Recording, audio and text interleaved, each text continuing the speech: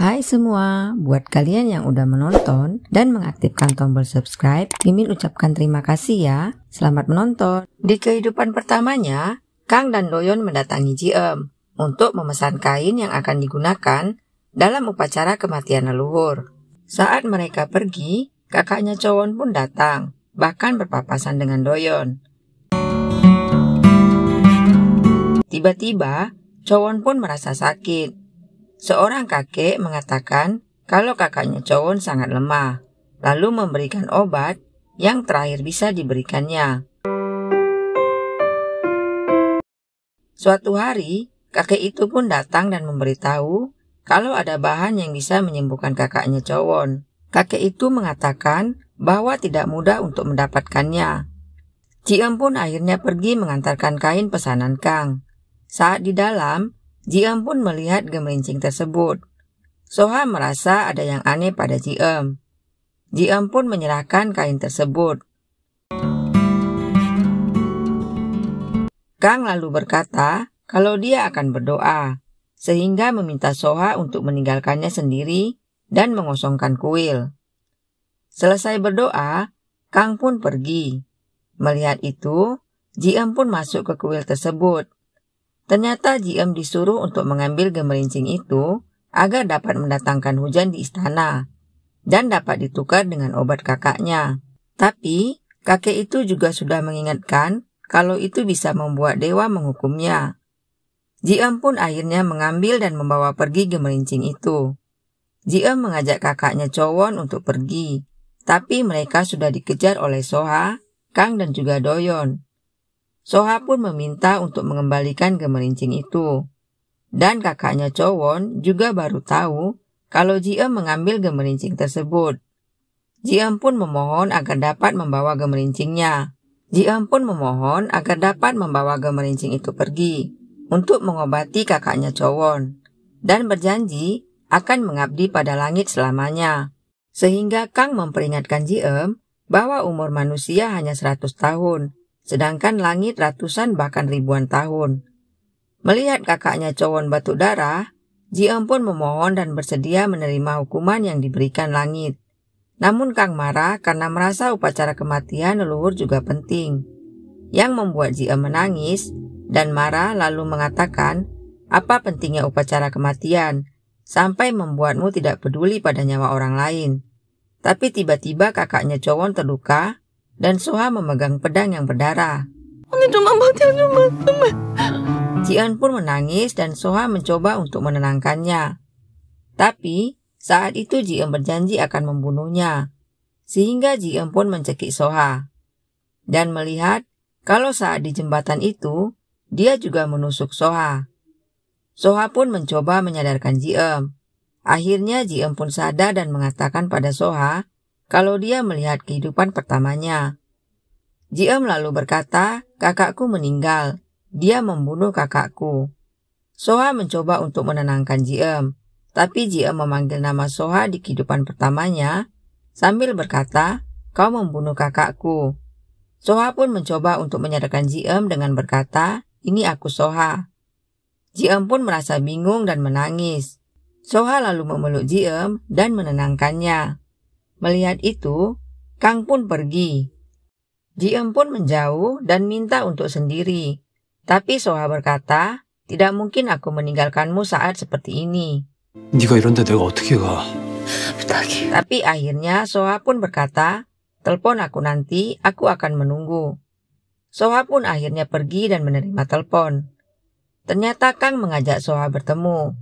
Soha pun bertanya apa dia tahu soal kehidupan lampau. Kang memberitahu kalau Ji-eum melihat dia dan Soha ada di kehidupan lampaunya. Soha pun berkata kalau dia ingin menolong Ji-eum. Tapi Kang mengatakan kalau Soha tidak akan bisa membantunya karena tidak merasakan bagaimana rasanya mengingat kehidupan lampau. Kang juga memberitahu kalau Ji-eum punya 19 ingatan lampau. Tapi Soha mengatakan akan melakukan segalanya karena saat dia merasakan tersiksa, Ji-eum tidak pernah meninggalkannya. Soha juga berkata, kupikir bisa minta saranmu, tapi ternyata tidak. Biar kuurus sendiri. Sehingga Kang berkata ada satu cara, Dan hanya kaulah yang bisa membantu Ji-eum jadi orang biasa. 반지음 씨가 평범해질 수 있도록. Sementara itu, Ji-eum pun membaca tulisan di bunga soha yang berisi kata-kata Ji-eum saat melihat bunga bermekaran. Lalu Ji-eum pun mengingat omongan Kang, kalau orang yang dia temuilah yang akan menerima hal buruk. Ji-eum lalu teringat pada Agyeong yang merasa senang karena Ji-eum hadir di hidupnya, sehingga membuat Ji-eum merasa sedih. Suatu hari, Dojin datang menemui Chowon. Dojin pun berkata, kalian sebenarnya saling suka, tapi kakakku menolakmu karena status keluarga kita. Dojin pun menceritakan kalau Doyonlah yang merawatnya semenjak ayahnya meninggal, dan perjuangan Doyon untuk menghidupinya. Dojin menceritakan, saat kejadian terakhir mereka bertemu, Doyon juga menangis saat Chowon pergi, lalu berkata dia sangat menyukaimu. Mendengar itu, Chowon pun menangis, karena merasa kalau dialah yang paling sengsara karena lebih menyukainya. Chowon pun berkata, apa yang harus kulakukan? 근데 그것도 아니면... Soha kembali membuka buku yang diberi Ji-eum, lalu mengingat semua cerita Ji-eum tentang masa lampaunya, juga perkataan Kang dan nama yang disebut Ji-eum, serta perkataan Ji-eum kalau dialah yang membunuh kakaknya. Pagi hari, Soha melihat berita pamannya kalau sudah ditetapkan bersalah. Saat ke kantor, wartawan pun bertanya tentang pamannya pada Soha, tapi Soha tidak menjawab karena ternyata Soha melepas alat bantu dengarnya. Ayahnya lalu bertanya apa Soha sudah merasa puas, karena sebenarnya ayahnya ingin menutupinya. Soha pun menjawab, tidak karena Juwon dan ayah Doyon meninggal saat itu. Ayahnya lalu berkata, seandainya kau tahu saat itu, apa kau sanggup menerimanya? Soha mengatakan sanggup, meskipun harus berlutut di depan ayahnya. Soha pun teringat saat ibu Chowon mengatakan kalau ayahnya juga berlutut saat itu, dan memberitahu siapa pelakunya. Saat dia berangkat ke Jerman, ternyata ibu Chowon adalah sahabat ayah Soha. Ayahnya pun memberitahu kalau dia menutupinya demi melindungi Soha. Soha lalu berkata, kalau yang dilakukan ayahnya itu salah, sehingga dapat menimbulkan luka antara dia dan ayahnya.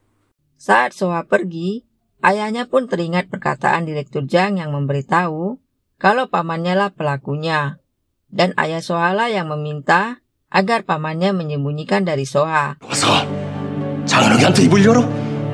Lalu memberitahu pada ibu Chowon. Kang lalu mendatangi Agyeong dan membawa sesuatu. Saat Ji-eum datang, dia pun bertemu dengan Kang.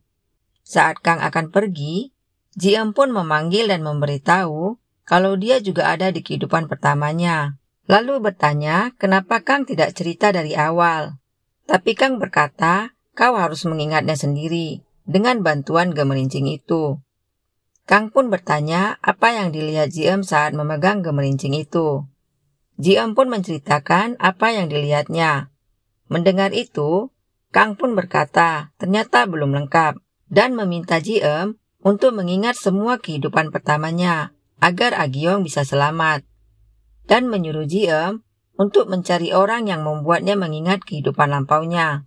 당신이 전생에 기억하며 살게 만든 사람이 있어. Kang pun berkata bahwa Ji-eum beruntung bisa ada dengan orang yang sama di kehidupan pertamanya, karena biasanya ada setelah 1000 tahun. Bahkan Kang belum pernah mengalaminya.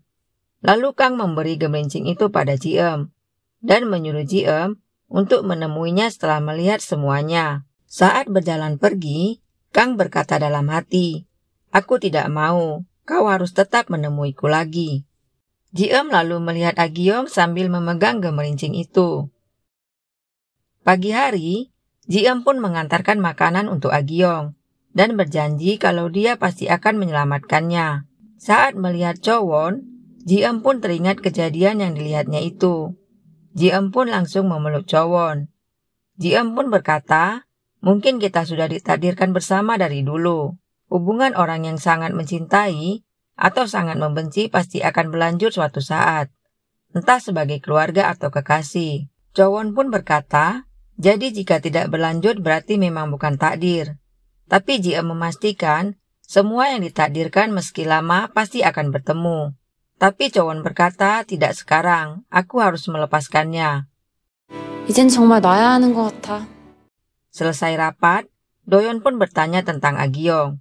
Soha pun mengatakan kalau Agyeong bukanlah bibi kandung Ji-eum, tapi mereka punya hubungan yang erat melebihi keluarga. Saat Soha akan pergi, Doyeon menerima telepon Ji-eum, sehingga Soha pun mendekat untuk mendengar. Ji-eum memberitahu kalau Chowon benar-benar merelakannya untuk terakhir kalinya. Tinggal Doyeon yang harus merelakannya, sehingga membuat Doyeon bingung. Saat Ji-eum berkata ini tentang Soha, Doyeon pun menghidupkan speaker handphonenya. Ternyata Ji-eum berpesan untuk menjaga Soha baik-baik, karena tidak ada dia, sehingga membuat Soha tersenyum. Lalu Ji-eum kembali berkata, tolong suruh untuk menungguku sebentar lagi. Doyeon pun berkata kenapa tidak langsung bilang saja. Ji-eum memberitahu kalau ada yang harus diselesaikannya, dan berkata kalau kirim pesan atau telepon, nanti aku rindu dan langsung menemuinya. Entah apalagi yang kuperbuat padanya.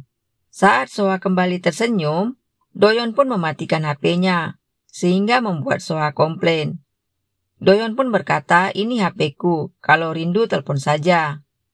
Soha pun membalas, untuk apa telepon, langsung saja kutemui. Sebelum pergi, Soha berpesan untuk berhenti memikirkannya, lalu berkata, lakukan saja jangan takut.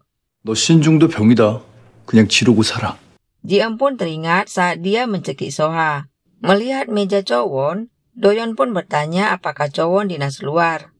Lalu Doyeon teringat kata-kata Ji-eum saat menjemput Chowon mabuk, yang berkata, dalam hidup ini tidak banyak momen saat dirimu dibutuhkan oleh orang lain.